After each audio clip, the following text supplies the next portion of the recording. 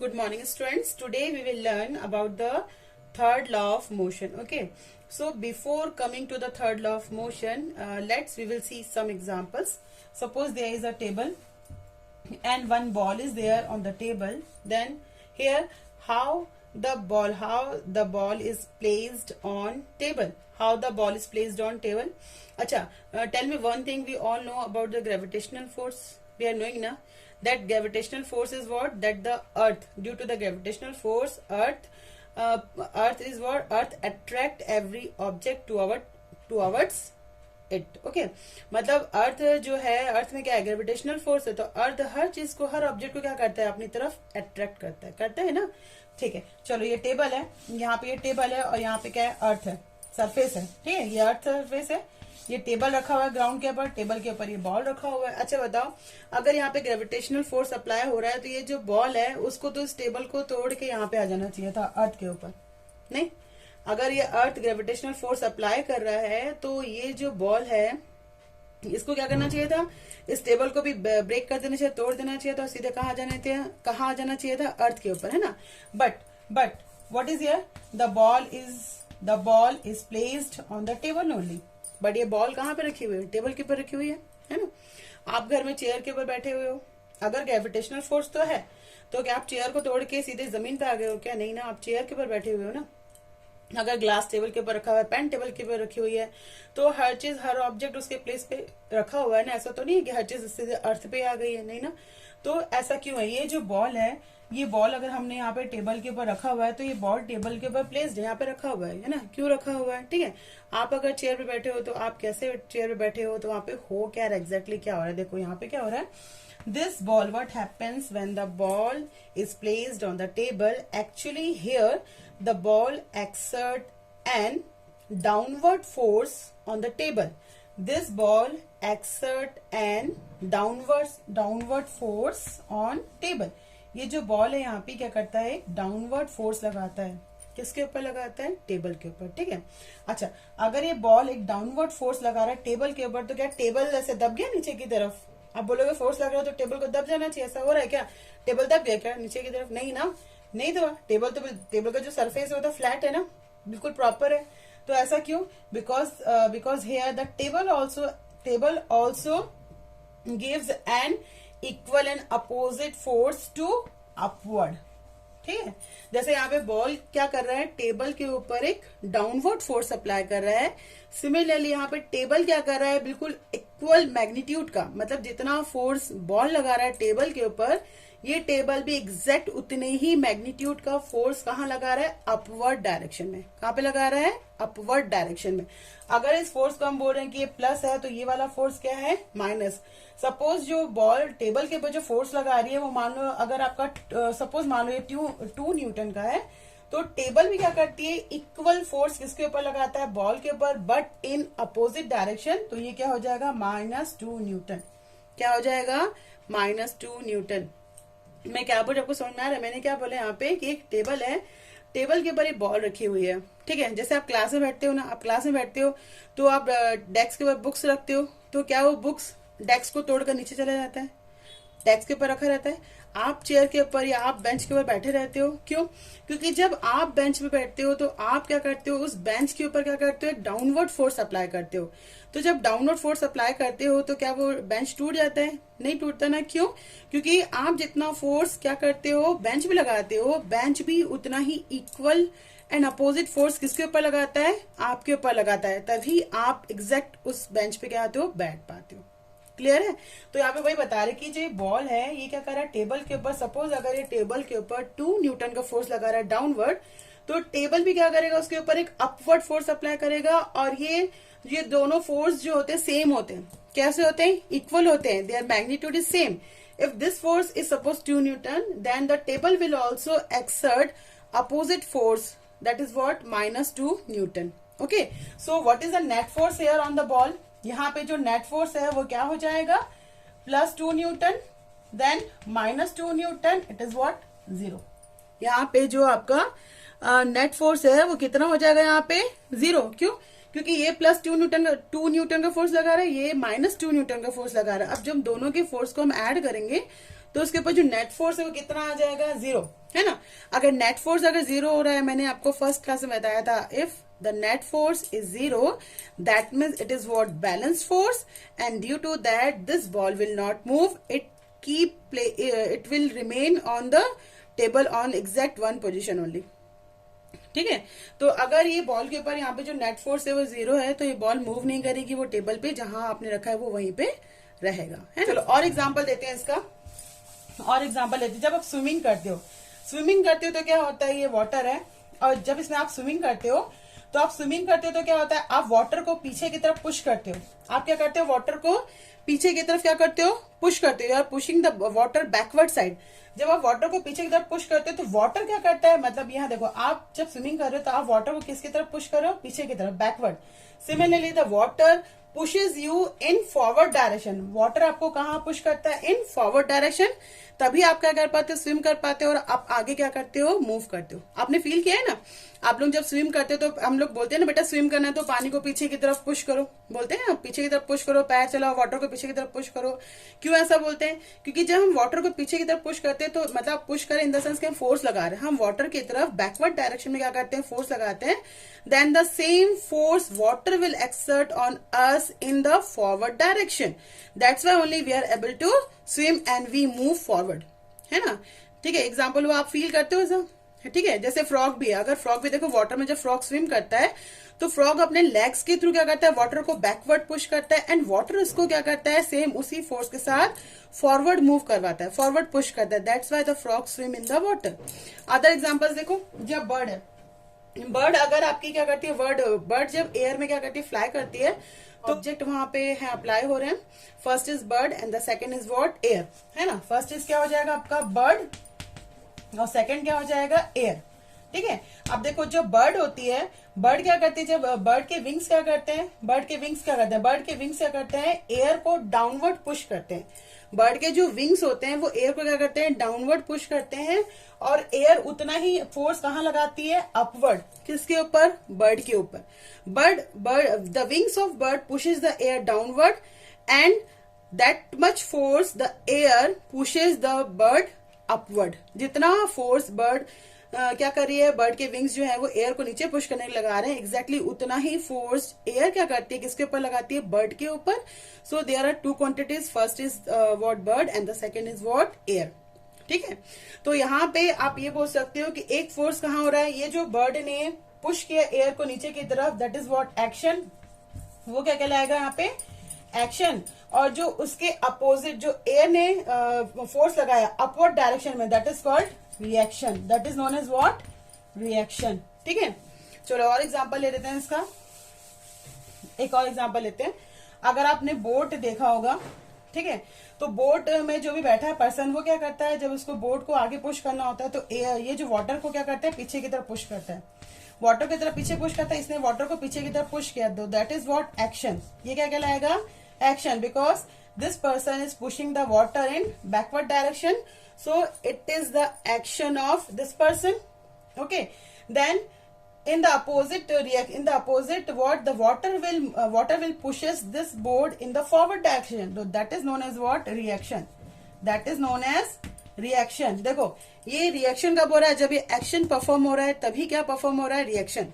Okay, reaction always comes when action happens. The person is pushing the water in backward direction, so this is known as what, action by this person, and therefore the water also exert the same and equal opposite force in what, forward direction to this boat, and that is known as what, reaction of this action, reaction of this action। So here two forces are applied, action and reaction, and the magnitude of these forces are equal, and the magnitude of these two forces are equal. That means the action force is always equals to reaction force. The action force is always equal to reaction force. ठीक है, जितना ये आदमी water को पीछे की तरफ push करेगा, मतलब जितना ये आदमी फोर्स लगाएगा वाटर को पीछे की तरफ पुश करने के लिए, दैट इज व्हाट, एक्शन, उतना ही वाटर क्या करेगा, उसके अपोजिट, उतना ही वाटर, एग्जैक्ट उतना ही फोर्स वाटर लगाएगा उस बोट को आगे की तरफ पुश करने के लिए, and that is known as what, reaction. And these two forces, action, जितना एक्शन फोर्स होगा एग्जैक्ट उतना ही क्या होगा, रिएक्शन फोर्स होगा। ठीक है, चलो और एग्जांपल देख लेते हैं यहाँ पे। ठीक, आप लोग कभी यहाँ पे वो गए हो, कहीं भी घूमने उमने गए होगे तो आपने बोट में तो बोट राइडिंग तो की होगी, बोट में बैठे होगे। तो जब हमको बोट में चढ़ना होता है, बोट में उतरना होता है, ये बोट रखा हुआ है और अगर आप बोट में बैठ रहे हो या बोट से आप उतर रहे हो, जंप कर रहे हो, तो आप क्या करते हो, इस बोट को क्या करते हो, जब आप जंप करते हो, है ना, जब आप ऐसे जंप करते हो तो आप बोट को क्या करते हो, पीछे की तरफ पुश करते हो। ये बोट को आप किसकी तरफ पुश करते हो, पीछे की तरफ। उसके अपोजिट में ये जो बोट है वो आपको पुश करता है कहाँ पे, फॉरवर्ड, है ना। आप बोट को बैकवर्ड पुश करते हैं, then boat will pushes you in the forward direction. So first you perform the action, then boat will perform that reaction. So this action and this is what, reaction. This is known as what, action, and this is known as what, reaction. And these both the forces are equal, only their direction is opposite. This is what in backward direction and this is what in forward direction. ठीक है, so these two forces are equal but in opposite direction. Suppose this force is what, F1. Suppose this force is F1, then this will be what, this force is also, this force will be what, F2, and here we can write that F1 is equals to minus F2. F1 is equals to what, minus F2, because F1 and F2 both the forces are equal, their magnitude is same but direction is different. Okay, so now see one more example. See one more example. Suppose there is a gun. ठीक है, यहाँ पे gun है। जब क्या करोगे, इसमें fire करोगे, बुलेट फायर करोगे, तो ये जो बुलेट है वो बहुत हाई वेलोसिटी के साथ जाएगा। The velocity of bullet is very very high, and how much the gun will apply force on bullet, the bullet will exert the same opposite force on gun. देखो अब यहाँ से जो बुलेट निकल रही है, ये बुलेट, गन क्या कर रहा है, बुलेट के ऊपर जितना फोर्स अप्लाई करेगा फॉरवर्ड डायरेक्शन में, ये बुलेट का डायग्राम बोलो कि कैसा बनाने वाले, बुलेट भी क्या करेगा, एग्जैक्ट उतना ही फोर्स अप्लाई करेगा गन के ऊपर इन द बैकवर्ड डायरेक्शन। ठीक है, गन जितना फोर्स बुलेट के ऊपर अप्लाई करेगा, बुलेट भी एग्जैक्ट उतना ही फोर्स किसके ऊपर अप्लाई करेगा, गन के ऊपर, है ना। तभी क्या होता है, आपके शोल्डर्स क्या होता है, आपका हैंड जो होता है बैकवर्ड साइड जाता है। जब आप क्या करते हो, मतलब मूवी में आपने देखा होगा, जब भी वो गन चलाते हैं तो बुलेट तो निकलती है लेकिन हाथ उनका कहाँ आता है, शोल्डर कहाँ आता है, बैकवर्ड आता है ना। आप प्ले में भी, गेम में भी खेलते हो तो आप ऐसे करते हो कि आप क्या करो, फायर करो तो आप दिखाते हो कि हाथ कहाँ आ रहा है, पीछे की तरफ दिखाते हो ना कि हाथ कहाँ आ रहा है, बैकवर्ड साइड आ रहा है ना। क्यों ऐसा आप करते हो, क्योंकि जब हम फायर करते हैं तो बुलेट को जितना फोर्स अप्लाई, गन बुलेट के ऊपर जितना फोर्स अप्लाई करता है, बुलेट भी गन के ऊपर उतना ही इक्वल अपोजिट फोर्स क्या करता है, अप्लाई करता है। तो गन ने यहाँ पे क्या अप्लाई किया, इस बुलेट के ऊपर एक्शन फोर्स, ठीक है, और बुलेट ने गन के ऊपर क्या अप्लाई किया, रिएक्शन फोर्स, है ना। And these two forces are equal. ठीक है, चलो one more question is there कि यहाँ पे जो बुलेट है इसकी वेलोसिटी क्या होती है, बहुत हाई होती है, बहुत हाई होती है, बट क्या गन की भी वेलोसिटी उतनी ही हो पाती है क्या, जितनी स्पीड से आपका जो, मतलब जितनी स्पीड या जितनी एक्सेलरेशन से, जितनी एक्सेलरेशन के साथ यहाँ पे जो बुलेट है वो मूव करती है, उतना ही एक्सेलरेशन गन गेन करता है, नहीं करता ना गेन। अगर आप बोलोगे, अच्छा नॉर्मल लैंग्वेज बोलो भाई, जितनी स्पीड के साथ ये बुलेट जाती है, क्या उतनी ही स्पीड से गन बैकवर्ड आता है, नहीं आता। क्यों ऐसा, अगर यहाँ पे दोनों के ऊपर फोर्स अगर इक्वल अप्लाई हो रहा है, तो जितना एक्सेलरेशन या जितनी वेलोसिटी इस गन की है, इस बुलेट की है, एग्जैक्ट उतना ही एक्सेलरेशन किसका होना चाहिए था, इस गन का भी होना चाहिए था। तो जितना फास्ट ये बुलेट मूव करती है फॉरवर्ड डायरेक्शन में, उतना ही फास्ट गन को भी मूव करना चाहिए था इन the backward direction, but it is not happens. Why it is not happens? Because in the Newton's second law we have learned that force is equals to mass into acceleration, है ना। Newton के second law में हमने क्या पढ़ा, force is equals to mass into acceleration, and acceleration is what, force upon mass. Acceleration is what, force upon mass. तो यहाँ पे जो गन है इसका मास क्या है, ज्यादा है। If the mass is more than the acceleration will B low. Gun का मास ज्यादा है तो उसका एक्सेलरेशन क्या हो जाएगा, लो। Mass of bullet is less and the acceleration will be high. Mass जितना कम होगा एक्सेलरेशन उतना ही ज्यादा होगा। मास अगर ज्यादा है तो एक्सेलरेशन भी क्या हो जाएगा, यहाँ पे कम हो जाएगा, ठीक है। So that's why the acceleration of bullet is high as compare to gun. जितनी स्पीड से ये बुलेट मूव करती है उतनी स्पीड से गन मूव नहीं करता, क्योंकि ठीक है, क्योंकि इनका फोर्स तो ठीक है, फोर्स इक्वल है, इसका एक्शन एंड इसका रिएक्शन फोर्स दोनों इक्वल है, ठीक है, लेकिन acceleration will different, not same, different. देखो यहाँ पे ये जो गन है वो किसके ऊपर फोर्स अप्लाई कर रही है, बुलेट के ऊपर, ठीक है ना। और यहाँ पर ये जो बुलेट है वो फोर्स किसके ऊपर अप्लाई कर रहा है, गन के ऊपर। So these two forces are equal but in opposite direction. Suppose the acceleration मान लेते हैं A2 है और बुलेट का जो एक्सेलरेशन है सपोज वो A1 है। So here the forces of these two bullet and gun will be same, but the acceleration of bullet is more as compared to acceleration of gun, because here the mass of the because the mass of bullet is less as compared to the mass of gun, that's why the acceleration will be more of bullet as compared to gun। इसलिए bullet क्या होती है, बहुत speed से जाती है, gun उतनी speed से वापस रिकॉइल नहीं होता है, ठीक है। And now we have clear that what is the third law of motion, action has an equal and opposite reaction. Every action has an equal and opposite reaction. That is the Newton's third law, that every action has an equal and opposite reaction, and this is applicable for two object. This is applicable for two object, okay, not for single object. This is applicable for two object. One will perform the action and the other will perform the reaction, okay.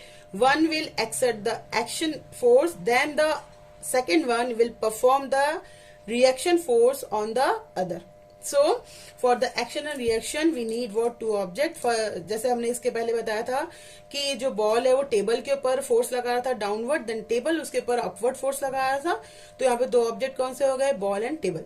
अगर swimming करते तो we are pushing the water in the backward direction, so we are the object of first object, and the water apply the same equal opposite force on us, and then the water is the second object। When the bird is flying, then the wings of bird pushes the air downward, so that is what the wings, bird is what, first object, and the air apply the same opposite force on bird, that then air is the second object। So this action and reaction force always applicable for two objects, not for single one, and this is the Newton's third law of motion, okay।